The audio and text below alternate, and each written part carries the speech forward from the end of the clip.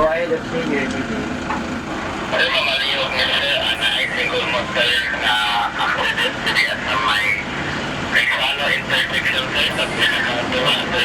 Single motor ba sa single motor, what takes it on hand, kung gawin na mo ang call over. Why ilainin mo ba ni sir? Isa lang. Single motor sir, tapos ang nakita doon na niya sir niya, sabay na makabangga sa isa over. Ako biya sir, process na sa kanya. Nahulog ang isang babaeng nakaangkas sa motorsiklo matapos mabangga ang sinasakyan nito sa isa pang motorsiklo. Nangyari ang aksidente sa intersection ng GC Aquino Avenue, corner Jose Rosales Avenue, Barangay Imadihas, Butuan City, pasado alas 10 ng gabi, June 16. Ayon sa inisyal na impormasyon, pauwi na sana ang biktima sa tinutuluyang boarding house sa Barangay Obrero nang mangyari ang aksidente. Habang paliko ang motorsiklo pakaliwa sa traffic light, bigla itong nabangga ng isa pang motorsiklo na nagmula sa kanilang likuran.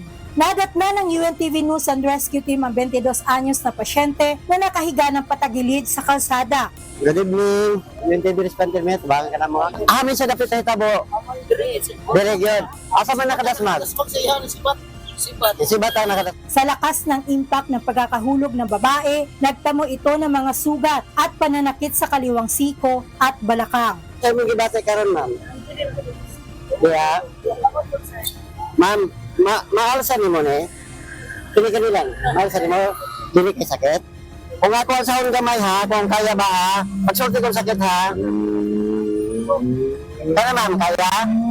Agad namang nagbigay ng paunang lunas ang UNTV News and Rescue Team sa babae at inihatid sa Butuan Medical Center para sa karagdagang atensyong medikal.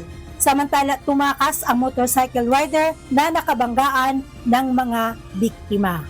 Evelyn Sikat, UNTV News and Rescue, Diyos ang aming sandigan, serbisyo publiko ang aming pinahahalagahan.